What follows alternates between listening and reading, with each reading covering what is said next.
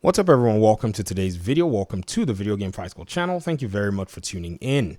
So once again, we have some of these comments that continue to try to spread a misnomer, but we can just simply examine what they're saying from the logic that is in place, from the evidence that we have as our shield, and the calculators that we have as our sword.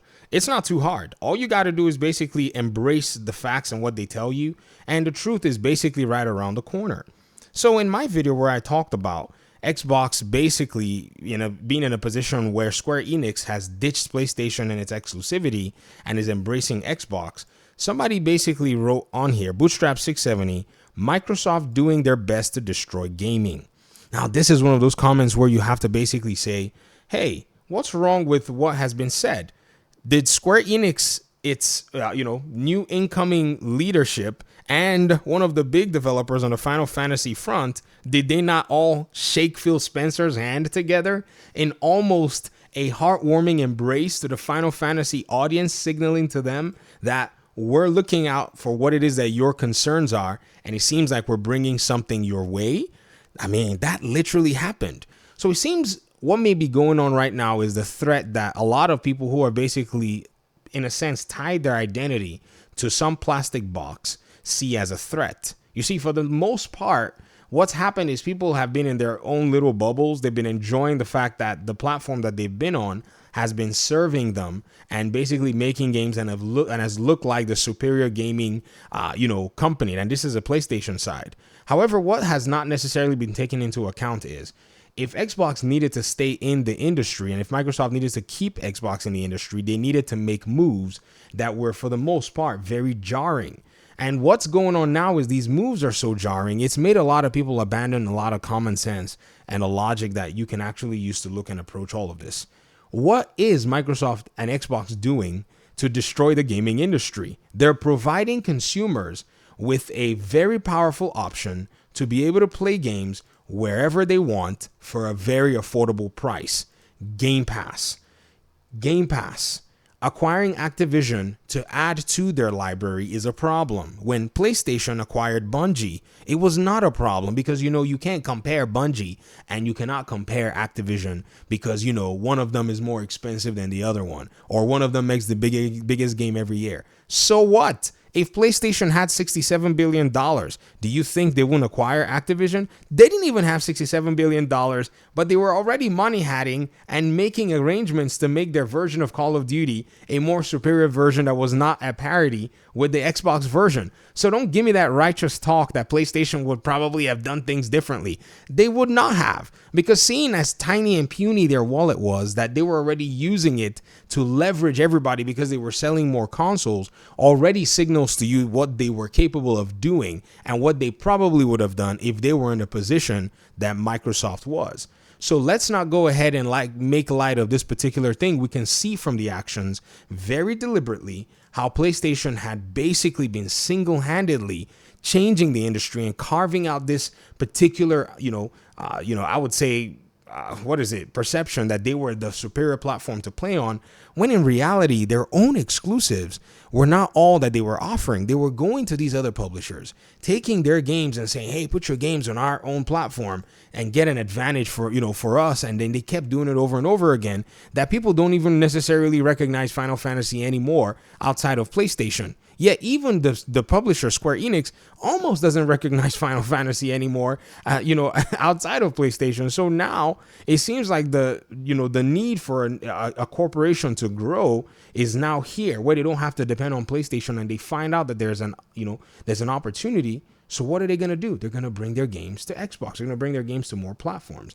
And I think even the Final Fantasy 14 exclusivity was a dumb move and a short-sighted move. In fact, in my last video where I talked about why Capcom had basically ditched exclusivity, a game like that should have been multi-platform immediately.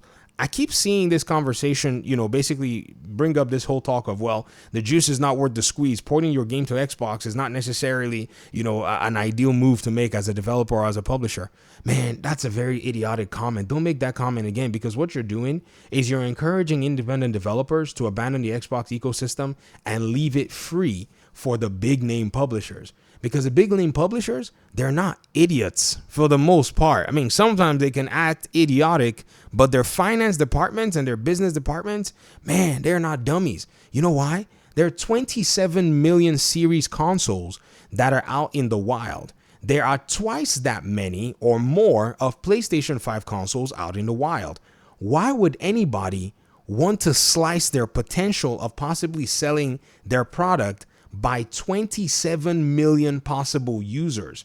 Do you even hear how silly that sounds? Like, if you say it, if the words leave your mouth, you should vomit immediately. That thought went into your brain, channeled itself down to your lips, and then your vocal cords voiced it. That should turn your stomach at how stupid it is. Because if anybody decides that they want to go ahead and abandon the platform because they say the juice is not worth the squeeze, not because of constraints. Let me be very clear. Sometimes developers and publishers may have constraints. The developers at Larian, they had a constraint and people waited for them on the Xbox platform. In the case of the game that is coming out very soon, the Souls-like game, it's not Wukong. There was another one that's actually, I think it's Antoria. People understood development constraints. You got to develop for the Series S. You got to develop for the Series X. Wukong, similar thing. But those developers are not leaving the Xbox platform. They understand that, yes, there may be constraints, but we still have a huge amount of people that are able to still buy our games, and our games gain more possibility of success the more we're able to unveil it to customers. Yes, there's a PC platform. However, there's also a huge market saturation right now in the gaming industry. See, I'm working on my own video game, and I will be elated and excited to have it come on Xbox, to be able to be exposed to 27 million people. Man, that will basically make me super excited, on top of possibly getting it on PlayStation. So applications are about to go in. If you're on the PlayStation side and you approve these things, and maybe you come across this YouTube video, shout out. We're going to make sure all the paperwork and everything is in place. We're going to put our application in, and we're going to try to make sure that we reach gamers wherever they are. This is, in my opinion, what you do as a game maker. You serve your community, you serve your audience where you can find them. Anyone who's a serious game maker will more than likely be thinking about this as they're going into development. The only thing that I think will more than likely deter them, like I said, are the constraints in terms of resources, developers, and even finances that can actually stop a developer. Because the reality could hit. Even in my game, yes, we have access to Steam, but what if at the point where we're about to launch and it's like, man, we don't necessarily know if we can, pursue paying for a PlayStation or an Xbox port. We'll launch on PC and then eventually start making and taking steps to move to the Xbox platform and the PS platform. It doesn't really matter how many, consoles are sold. I don't really care. All I care is how many consoles out there in the wild. What is the, possible consumer and customer base that are more than likely going to basically, look at the game and say, sure, we want to try this game out. And that's, in my opinion, how you basically have to look at it. If you look at it from this console war perspective, what's going to happen is your mind and your brain are going to be bereft of actually logically thinking about it. But you got to take a step back. You got to look at this whole thing from a different perspective and say, okay, how is this all going to play into, the entire conversation? How does this factor into the benefit of the developers? And to their benefit, they really do require getting their game to everybody that they possibly can get their game to. Thanks for watching the video. Let me hear your thoughts in the comment section. Hopefully we'll talk pretty soon in another one. Peace out.